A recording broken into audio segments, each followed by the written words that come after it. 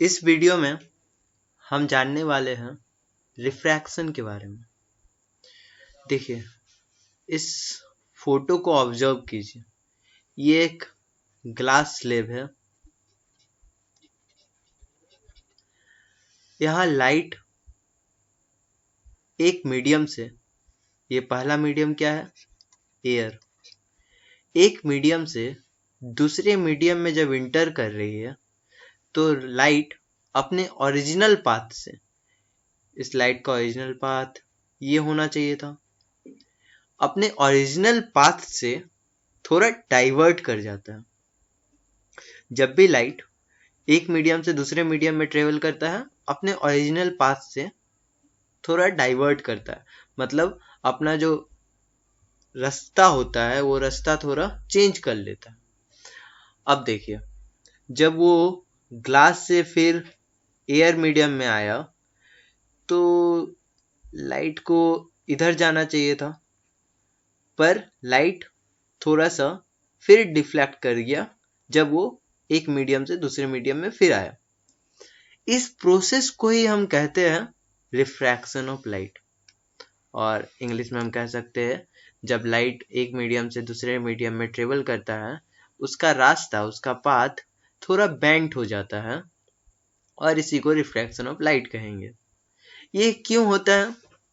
इसके होने के पीछे रीजन है, स्पीड ऑफ लाइट जो है वो थोड़ा सा चेंज करता है जब मीडियम टू मीडियम हम बदलते हैं उस लाइट को। अब देखिए, किसी भी सिचुएशन में जब दो मीडियम होगा तो जो मीडियम में स्पीड ऑफ लाइट ज़्यादा है, यहाँ पे एयर में स्पीड ऑफ लाइट ज़्यादा है और ग्लास स्लेब में कम है, तो जिसमें स्पीड ऑफ लाइट ज़्यादा है उसको हम कहेंगे रेयरर मीडियम। Rarer medium. और जिस मीडियम में स्पीड ऑफ लाइट कम है उसको हम कहेंगे डेंसर मीडियम। डेंस यानी कि घना। ये घना है इसलिए यहाँ स्पीड कम है, इसको हम कहेंगे डेंसर मीडियम। देखिए, अब जब भी लाइट रेयरर मीडियम से डेंसर मीडियम की ओर जाएगा तो लाइट दूर भागता है। किससे दूर भागता है? चलिए, इसके लिए हम लोग लॉज ऑफ रिफ्लेक्शन के बारे में जानते हैं। आप वीडियो को पॉज करके यहाँ से इसको नोट डाउन कर सकते हैं। अब हम जानेंगे लॉज ऑफ रिफ्रैक्शन के बारे में।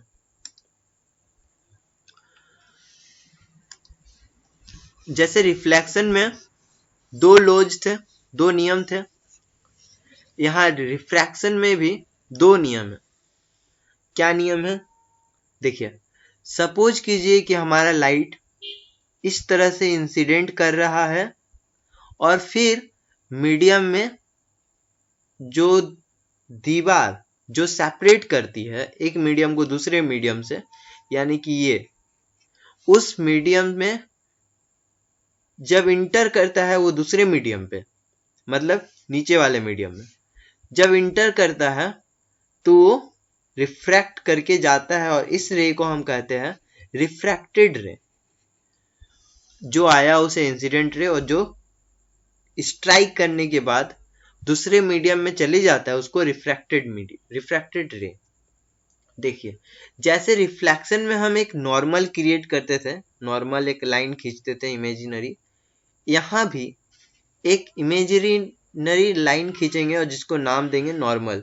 ये है हमारा नॉर्मल। ये नॉर्मल उस प्लेन लाइन का परपेंडिकुलर होगा, यानी 90 डिग्री पे होगा। ऐसे नहीं हो सकता, वो हमेशा 90 डिग्री पे ही होगा। और नॉर्मल और इंसिडेंट रे के बीच जो एंगल बनेगा उस एंगल को हम कहेंगे एंगल आई, और इंसिडेंट एंगल। और फिर देखिए, जब रिफ्रैक्टेड रे नॉर्मल के साथ एक नया एंगल बनाएगा उसको हम एंगल आर कहेंगे। यहाँ पे एंगल आर रिफ्लेक्टेड एंगल नहीं है, ये रिफ्रैक्टेड एंगल है। रिफ्रैक्शन और रिफ्लेक्शन में यही अंतर है कि रिफ्लेक्शन में वो जिस मीडियम से आता है उसी मीडियम में वापस जाता है, और रिफ्रैक्शन में वो एक मीडियम से आता है तो दूसरे मीडियम में जाता है। ये एक बेसिक डिफरेंस है रिफ्लेक्शन और रिफ्रैक्शन में। तो यहाँ पे रिफ्रैक्शन के, देखिए यहाँ पे बाय मिस्टेक रिफ्लेक्शन लिख दिया गया, ये होगा रिफ्रैक्शन, लॉज ऑफ रिफ्रैक्शन। दो रिफ्रैक्शन के लॉ क्या है? पहला, जो इंसिडेंट रे है, जो रिफ्रैक्टेड रे है और जो नॉर्मल है वो एक ही प्लेन में लाई करेगा, यानी कि ये इंसिडेंट रे, रिफ्रैक्टेड रे और नॉर्मल ये एक ही पॉइंट में आके इंसिडेंट करेगा, एक ही प्लेन में रहेगा। ऐसा नहीं होगा कि इंसिडेंट रे कुछ इधर आ रहा है, रिफ्रैक्टेड रे यहां से जा रहा है, नॉर्मल इधर है, ऐसा नहीं होगा। ये सारा तीनों इंसिडेंट, रिफ्रैक्टेड रे और नॉर्मल एक ही प्लेन में रहेगा, एक ही लाइन में रहेगा, या आप ऐसे कह सकते हैं कि एक ही प्लेन में रहेगा, एक ही पॉइंट में रहेगा। यही लॉ था लॉज ऑफ रिफ्लेक्शन का पहला लॉ, और रिफ्रैक्शन में ये दोनों लॉज सेम है। सेकेंड लॉ क्या है? सेकेंड लॉ है स्नेल्स लॉ, इसे हम स्नेल्स लॉ भी कहते हैं।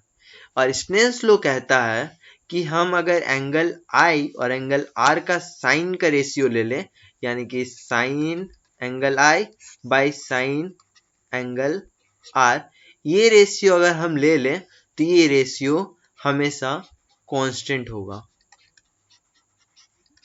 चाहे कोई भी रेशियो हो, एंगल आई और एंगल आर कुछ भी वैल्यू हो इसका, ये रेशियो जब हम ले लेंगे इन रिफ्रैक्शन तो ये हमेशा एक कांस्टेंट रहेगा।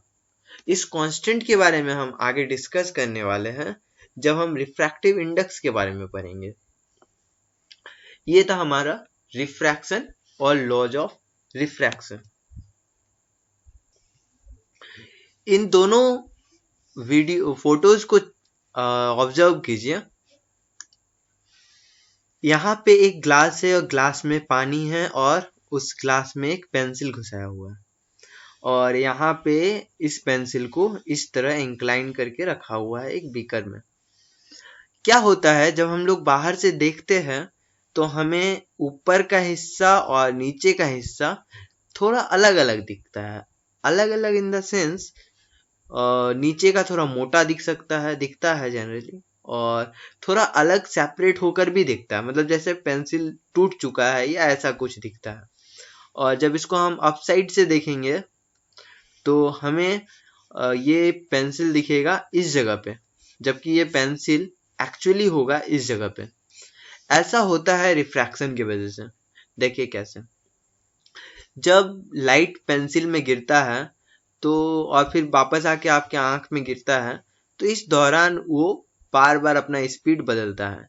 एक बार जब एयर से ग्लास में गया, फिर ग्लास से वाटर में गया, फिर वाटर से ग्लास में आया और फिर ग्लास से एयर में आया, तो इस दौरान क्या होता है, लाइट जिसको सीधे आना चाहिए था, उसमें फॉल करने के बाद सीधे आना चाहिए था, वो एक नॉर्मली चेंज होते हुए आता है, और उसका स्पीड क्योंकि बार बार वेरी करता है तो हमें वो लाइट कुछ इस तरह से अपीयर होता हुआ दिखता है। वो पेंसिल हमें इस तरह से दिखने लगेगा। इसका मेन काउज है रिफ्रैक्शन ही। और यहाँ पे भी लाइट जब आंख में गिरता है उससे ठीक पहले लाइट सबसे पहले एयर से वाटर में जाता है, वाटर से उस पर रिफ्लेक्ट करता है, और फिर वापस वाटर में होते हुए एयर में आता है और फिर आंख में गिरता है। इस होल प्रोसेस के दौरान जो रिफ्रैक्शन हुआ, उस रिफ्रैक्शन में नॉर्मल से थोड़ा दूर भागता है लाइट या पास आता है, जो भी हो, उसी दौरान हमें ऐसा लगता है जैसे कि जो ऑब्जेक्ट है वो ऑब्जेक्ट कहीं और है, यानी कि उस ऑब्जेक्ट का अपीयरेंस और एक्चुअल पोजीशन दोनों अलग अलग लगता है, लेकिन ऐसा होता नहीं है। ये सब होता है रिफ्रैक्शन की वजह से। और रिफ्रैक्शन के और भी बहुत सारे एप्लीकेशंस हैं हमारे रियल लाइफ में। जैसे कि टोटल इंटरनल रिफ्लेक्शन, जिसकी वजह से हमें रेगिस्तान में पानी दिखता है। तो इन चीज़ों के बारे में हम आगे पढ़ने वाले हैं।